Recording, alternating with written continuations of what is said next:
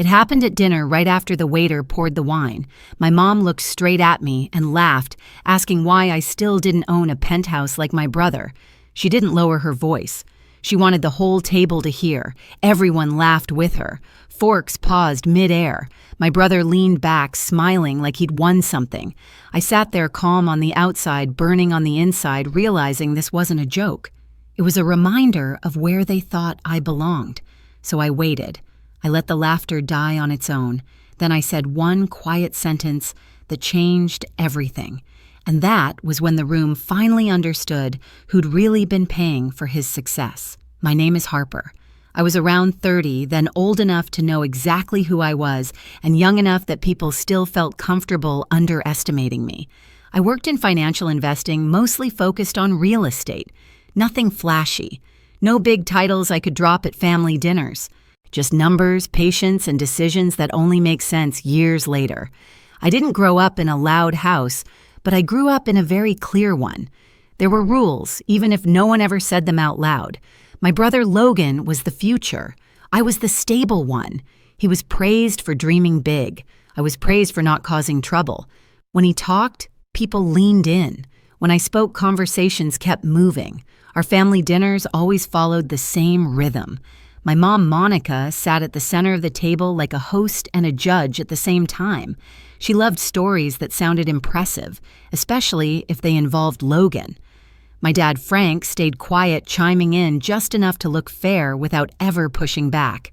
And Logan learned early how to perform success. He smiled at the right moments. He spoke with confidence even when he had nothing solid to say. People believed him because they wanted to. I didn't fight for attention. I learned early that pushing back only made things worse. If I corrected something, I was too sensitive. If I stayed quiet, I was so mature. Either way, the spotlight never moved. So I built my life somewhere else. I lived in a small apartment in the city. Clean, simple, no view worth posting. I drove the same car for years, wore neutral colors, and spent most of my time working or learning. My world was spreadsheets, early mornings, and decisions no one clapped for. I liked it that way. It was peaceful. It was mine. Logan's life looked very different. New places, better views, expensive dinners he never seemed worried about paying for. He talked about properties the way people talk about weather, casually, like it all just came naturally to him. My mom loved repeating his stories, sometimes adding details that weren't even true. She'd glance at me while doing it like the comparison was the point. See, she'd say, that's what ambition looks like. I'd smile and nod because explaining never changed anything. By the time Logan started talking about the penthouse, it had already become part of his identity, a symbol, proof, and my family treated it like the final confirmation that he was exactly who they always said he'd be. What they didn't realize was that while they were busy admiring the view, they'd completely missed who built the foundation underneath it. Once Logan moved into the penthouse, everything shifted. Not in his life, in ours. It became the centerpiece of every conversation, even when it wasn't mentioned directly. My mom found ways to circle back to it like it was a family achievement we all shared. She'd talk about views, elevators, doormen, neighborhoods. She'd never set foot in, all with this proud little smile that said she finally had proof. Logan leaned into it hard. He didn't say he owned the place, not exactly, but he didn't correct anyone either. He'd say things like, "Where I live, parking is a nightmare," or "In my building, you have to plan deliveries ahead." Every sentence carried weight because people wanted it to. His friends nodded. My mom beamed. My dad stayed neutral, which somehow always landed on Logan's side. Then Tara entered the picture. She had opinions about everything and volume to match. She talked about success like it was an aesthetic. The right lighting, the right address, the right man beside you. She praised Logan in public and corrected him in private, pushing him to live bigger. Look richer, move faster. When she talked about the penthouse, she said things like, "This place fits you," as if an apartment could validate a person. Family gatherings became unbearable. Logan would joke about upgrades, maybe new furniture, maybe changing a room. My mom would nod approvingly and then turn to me. "You see, this is how people build their lives. You play it too safe." She said it kindly, which somehow made it worse. One afternoon, Logan started talking about buying the place. Not seriously, casually, like it was already decided. He said the owner didn't seem very involved, just some investor, he shrugged, probably happy to cash out. Something in my chest tightened. I watched my mom's face light up. She asked questions. She imagined it out loud. She talked about how smart Logan was for thinking long term. No one looked at me, not once. That night I went home and stared at my phone longer than I needed to. I had a message from the property manager, another update, another delay, more payments slipping past their due date, numbers I'd been tracking quietly for months. I felt tired, not angry. Tired of carrying something everyone else was standing on. I thought about saying something, a warning, a hint, but I already knew how that would go. I'd be accused of jealousy, of overreacting, of trying to steal attention. So I did what I'd always done. I stayed quiet and kept records. The turning point came when my mom said it out loud. "Harper, you should learn from your brother," she told me over dinner one night. "Women don't need to push so hard. Stability is enough. Logan is showing you what real ambition looks like." I didn't answer. I folded my napkin. I smiled. But something inside me finally settled into place. They weren't misunderstanding me. They were choosing not to see me. And that meant the only way this was ever going to end was with the truth placed right in the middle of the table where no one could laugh it away. After that dinner, something inside me finally went quiet. Not numb, focused. I stopped hoping for fairness and started preparing for clarity. That's the difference people never notice. The moment you stop trying to be understood is the moment you become dangerous in the calmest way possible. I went back to my routine. Early mornings. Coffee that tasted burnt by the third sip. Screens filled with numbers that didn't care about family politics. The property manager's updates arrived like clockwork.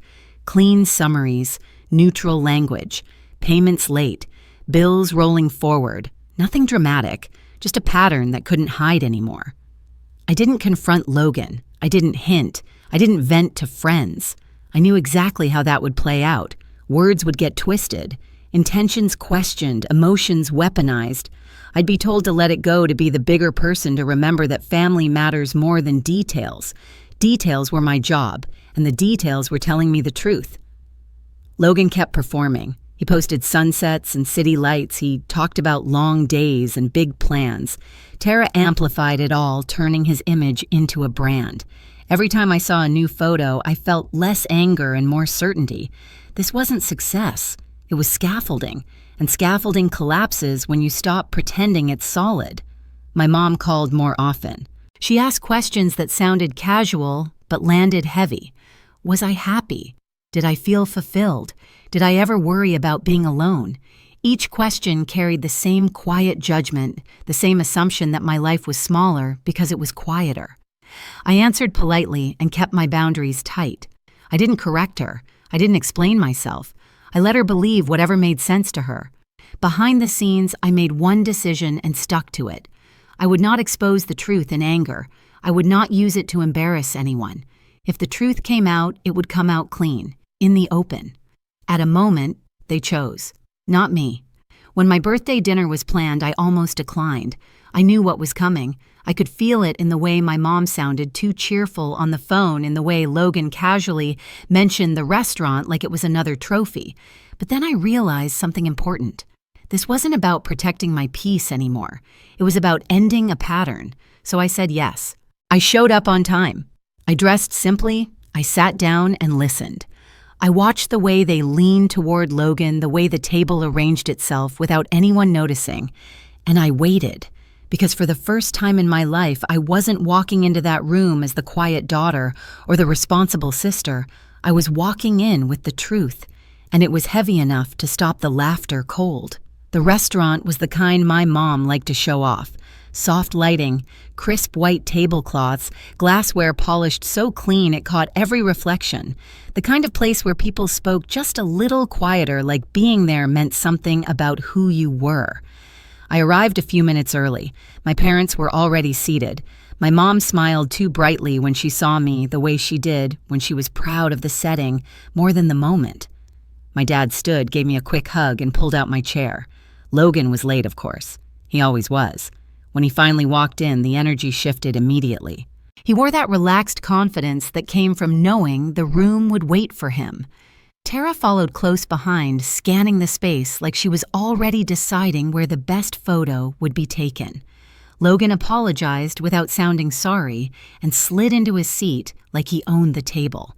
Before menus were even closed, the Penthouse came up. Traffic near his place was insane. The elevator was slow. The view was incredible tonight. Each comment landed exactly where he wanted it to. My mom leaned in, eyes bright, soaking up every word. She asked questions. She imagined aloud. She laughed at his jokes like they were inside secrets. My dad nodded along, adding neutral comments that somehow always validated Logan's story. Then my mom turned to me. "So Harper," she said, setting her glass down carefully. "Any big changes lately?" I shook my head lightly. "Nothing major." She smiled, but it wasn't warm. "You know," she continued, her voice carrying just enough to reach the surrounding tables, "at your age, most people are trying to move up. Logan already lives in a penthouse. You're still in that same place, right?" The table went quiet for half a second. Then someone laughed. Tara smiled into her drink. Logan leaned back, arms crossed, enjoying the moment like it was a reward he'd earned. My dad cleared his throat but said nothing. I felt it then.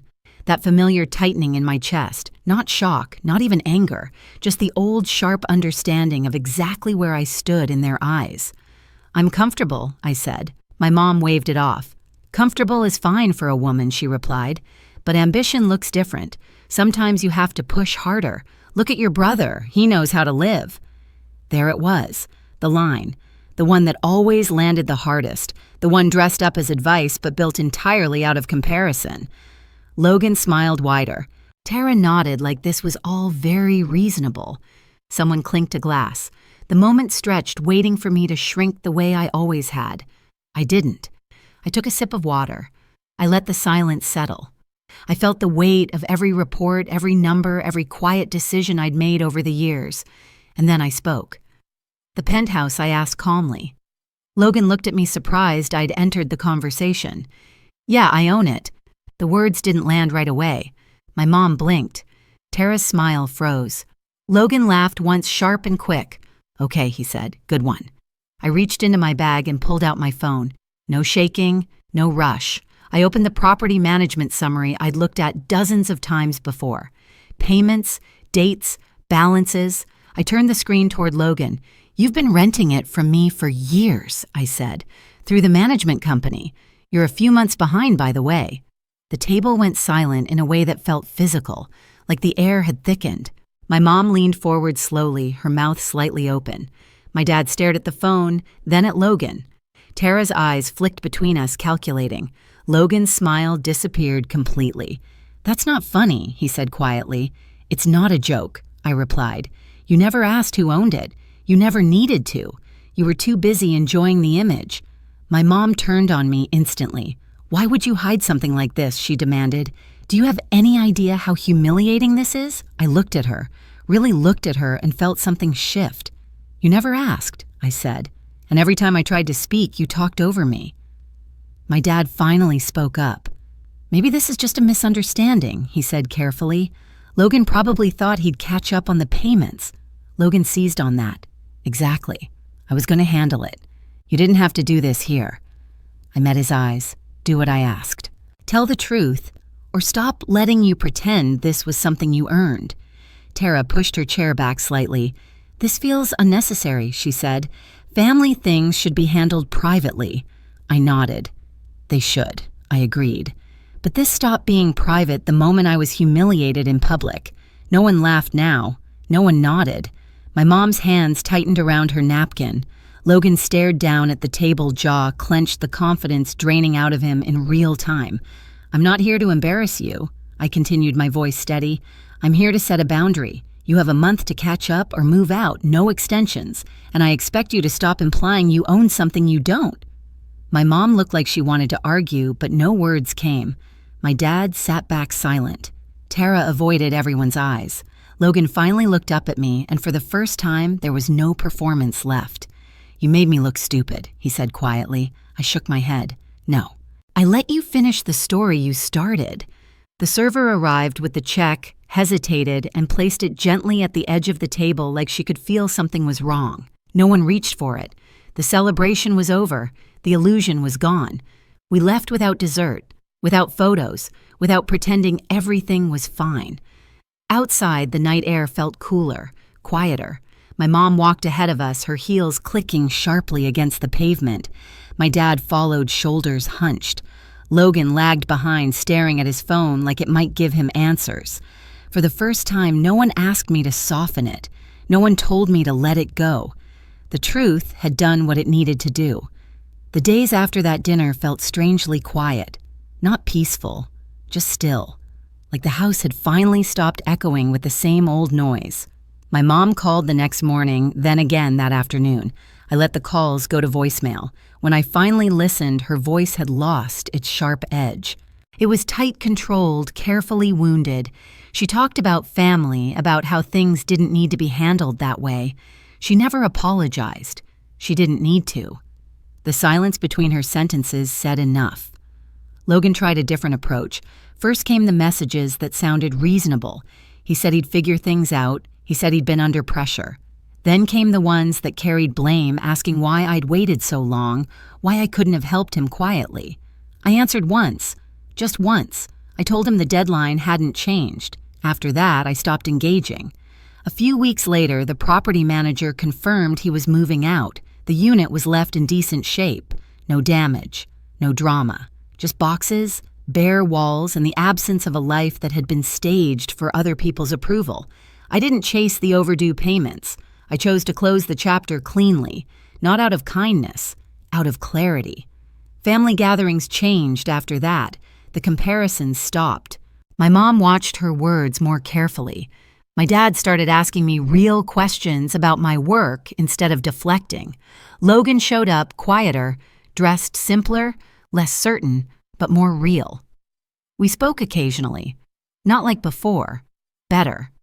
I sold the Penthouse later that year and rolled the money into something bigger, something long-term, something solid. I upgraded my own life slowly, intentionally, without announcing it. What surprised me most wasn't the money or the shift in power. It was the relief of no longer carrying a truth alone. I didn't win that night. I didn't defeat anyone. I just stopped shrinking to make other people comfortable. And once the truth was out in the open, everything finally landed where it belonged. Success doesn't need applause, and it definitely doesn't need permission. Sometimes the strongest move is simply standing still and letting reality speak for you. If you've ever been underestimated by the people closest to you, you're not alone. Share your story in the comments and hit subscribe so you don't miss the next one.